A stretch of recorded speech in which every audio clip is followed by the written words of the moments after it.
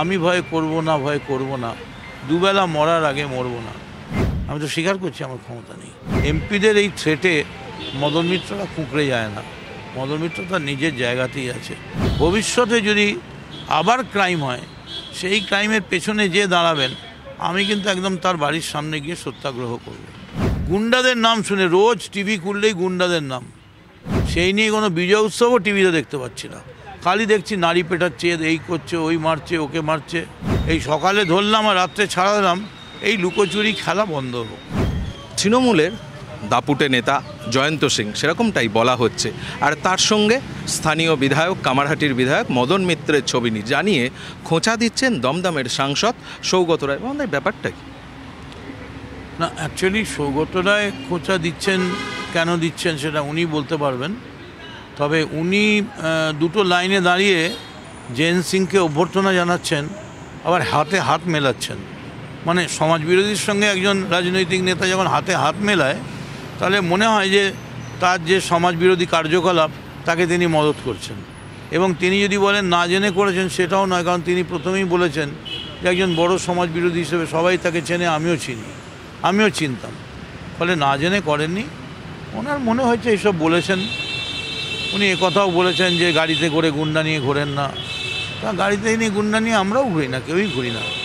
আর এলাকার জনপ্রিয়তা হিসেবে যদি ওনার মনে হয় যে আমাদের জনপ্রিয়তা কমে গেছে, সেটা একদিন মিটিং ডেকে প্রমাণ করলেই হয়। ব্যাপারটা কিছুই না। ব্যাপারটা হচ্ছে সৌগত রায় দিল্লিতে থাকেন, এখানে মাঝে মাঝে রাত্রিবেলা কামারহাটিতে ওনার ফ্ল্যাট আছে, ক্লাব রেসিডেন্সিতে, সেই ফ্ল্যাটে উনি থাকেন। তখন উনি যখন আসেন, তখন 2-3 জন ওনার কাছে যায়, সাইকো ফ্যান্স। তারা ওর কাছে কিছু রিপোর্ট দেয়, তারা রিপোর্ট বলতে পারে না, রিপোর্ট বলে। তো সেই রিপোর্ট দেয়, সেই রিপোর্টটা সেই সময় উনি যেটা শোনেন তার ভিত্তিতেই উনি ফোন করেন। এরকম অনেক কেস হয়েছে, আমি পুলিশকে বলেছি অ্যারেস্ট হলো না, ছেড়ে দিলেন, বলে আপনি এমপি সাহেবের সঙ্গে কথা বলুন, চাপ আছে, চাপ আছে। আমি কী করবো, আমি তো স্বীকার করছি আমার ক্ষমতা নেই। কিন্তু এই ঘটনার পরেও আড়িয়াদ হয়, যদি আবার সমাজ বিরোধী হয়, এবার যে পেছনে থাকুন না কেন, আমি কিন্তু রাস্তায় নেমে সত্যাগ্রহ করব। এবং দল যদি তখন আমায় বলে, আমি বলবো যে আমায় এই লড়তে শিখিয়েছেন মমতা বন্দ্যোপাধ্যায় নিজে, যিনি বলেছেন অন্যায়ের বিরুদ্ধে, অত্যাচারের বিরুদ্ধে সবসময় প্রতিবাদ করবে। সেই প্রতিবাদ যদি নিজের লোকের বিরুদ্ধেও করতে হয়, তাতেও পিছপা হবে না। তাই আমিও বলছি, আমি ভয় করব না, ভয় করব না, দুবেলা মরার আগে মরব না। এমপিদের এই থ্রেটে মদন মিত্ররা কুঁকড়ে যায় না। মদন মিত্র তার নিজের জায়গাতেই আছে। এবং ওই পাড়ায় আমি গিয়েছি, উনি কিন্তু যাননি। হয়তো যাবেন 6 মাস বাদে যাবেন, যখন সব ঠান্ডা হয়ে যাবে। কারণ এখন গেলে একটু রিস্ক আছে। তো কালকেই একজন কাউন্সিলর দাঁড়িয়েছিল, তাকে তো মেয়েরা প্রায় ধরে জামা পাঞ্জাবি ছিঁড়ে, এই এখানে কি করছিস বলে তাড়া ফাড়া মেরে আমি কোনোরকমভাবে তাকে সেভ করি। আর চিৎকার করি, ওখানকার মেয়েরা বলছে যে মদন মিত্রর সঙ্গে আমরা আছি, আপনার সঙ্গে জেনের ছবি দেখা যাচ্ছে, কিন্তু তাতে আমরা কিছু মাইন্ড করি না। আপনি একদম মানুষের সঙ্গে আছেন, আমাদের সঙ্গে আছেন, আমাদের বিপদে আছেন। আপনার কাছে অনুরোধ, আপনি আমাদের নিরাপত্তার ব্যবস্থা করুন। আমি কথা দিয়েছি, নিরাপত্তার ব্যবস্থা হবে। দায়িত্ব আমার নিশ্চয়ই আছে, আমি অস্বীকার করতে পারি না। আর ভবিষ্যতে যদি আবার ক্রাইম হয়, সেই ক্রাইমের পেছনে যে দাঁড়াবেন, আমি কিন্তু একদম তার বাড়ির সামনে গিয়ে সত্যাগ্রহ করব। তাতে দল যদি বলে, আমি বলবো আমারও তো কিছু করার নেই, আমারও তো কিছু commitment, I have some commitments to the people, they believe me, so I have to fulfil my commitment.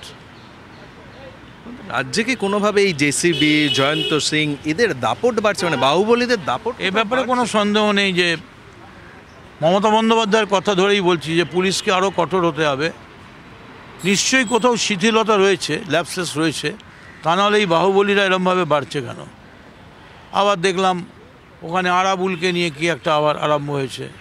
মানে প্রতিদিনই তো এরকম একটা শুনতে পাচ্ছি। ভালো ভালো নেতাদের নাম শুনতে পাচ্ছি না, কে ভালো বক্তৃতা করছে শুনতে পাচ্ছি না, কিন্তু গুন্ডাদের নাম শুনে রোজ টিভি খুললেই গুন্ডাদের নাম। মানে এমনকি ভারতে ইন্ডিয়া ক্রিকেট জিতলো, সেই নিয়ে কোনো বিজয় উৎসবও টিভিতে দেখতে পাচ্ছি না। খালি দেখছি নারী পেটাচ্ছে, এই করছে, ওই মারছে, ওকে মারছে। সিনিয়র বিধায়করা এই তো আমাদের বেলগড়িয়ায় 7 দিন আগে নালার মধ্যে 3টে বাচ্চা ফেলে দিয়ে চলে গেছে, কিনারাই হলো না। সদ্যজাত শিশু দুটোকে একটা নালায় ফেলেছে, আরেকটা নালায়, 3টেই মরে গেছে। টাইমটা বাড়ছে কেন? মানে কোথাও কি প্রশাসনের শিথিলতা না রাজনৈতিক নেতাদের মতো? শিথিলতা আমি বলবো না, কারণ প্রশাসনের মাথায় মমতা বন্দ্যোপাধ্যায় রয়েছেন। তিনি সব ব্যাপারেই কঠোরভাবে সিদ্ধান্ত নেওয়ার কথা বলছেন, কিন্তু মমতা বন্দ্যোপাধ্যায় একা নেবে, করোনার সময় রাস্তায় নেবে দাগ কেটে দিয়েছিলেন, এবং যখন সবাই ভয় বাড়িতে ছিল তখন মমতা বন্দ্যোপাধ্যায় রাস্তায় নেবে দাগ কেটে বলেছিলেন এইভাবে লাইন দিয়ে যাবেন, তিনি কিন্তু করোনার ভয় পাননি। কিন্তু তার মানে তো এই নয় যে মমতা বন্দ্যোপাধ্যায় এখন রাস্তায় নেবে তিনি ক্রিমিনাল ধরবেন, অ্যান্টি সোশ্যাল ধরবেন। পুলিশ স্তরে নেতারা কোথাও মদত দিচ্ছে? পুলিশকে এমন কেস দিতে হবে যাতে অপরাধীরা বেরোতে না পারে। এই সকালে ধরলাম আর রাত্রে ছাড়ালাম, এই লুকোচুরি খেলা বন্ধ হোক। স্থানীয় স্তরে নেতাদের মদতেই কি এই ক্রিমিনালদের বারবার? জায়গায় নেতারা রয়েছেন, তার কারণ তারা অনেকেই ভাবছেন যে আর সুযোগ পাবো না। আপনি হয়তো বলতে পারেন, আপনিও তো ভাবতে পারেন, না আমি ভাববো না, কারণ আমি তো সুযোগ পেতে পেতেই এসেছি।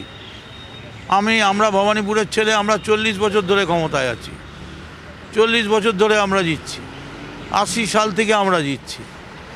আমাদের ভয় পাওয়ার মতো কিছু কারণ নেই।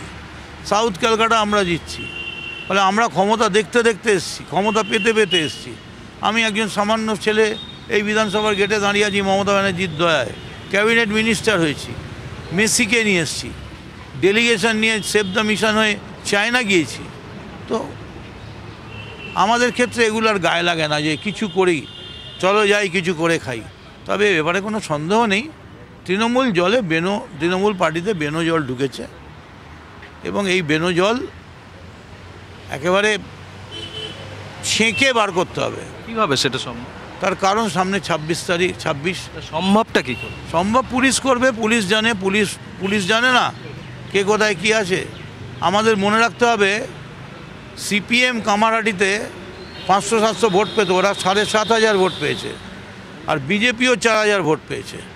বহু জায়গায় বিজেপি আমাদের কান ঘেঁষে বুথে বুথে পেয়েছে, এবং আমরা বেলঘরিয়ায় প্রায় 24টা বুথে কোথাও হেরেছি, কোথাও 5 ভোটে জিতেছি, কোথাও 100 ভোটে জিতেছি, কোথাও 400-300 ভোটে হেরেছি। মানে কামারহাটি 7-8টা ভোট বুথ ছাড়া যদি না থাকতো তাহলে আমাদের পক্ষে কোনো লিড দেওয়াই সম্ভব ছিল না। আমি বলি এই বন্ধ হোক। অশান্তি, দুর্বৃত্তরা যদি দল চালায় তাহলে আর রাজনৈতিক নেতাদের দরকার কি আছে?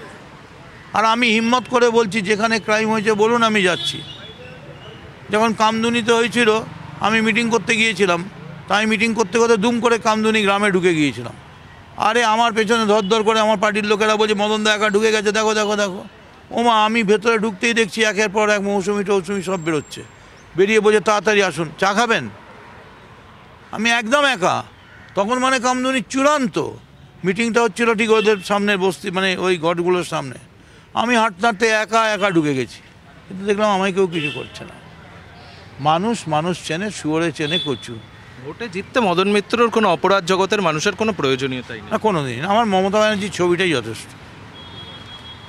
I want the photograph of Mamata Banerjee.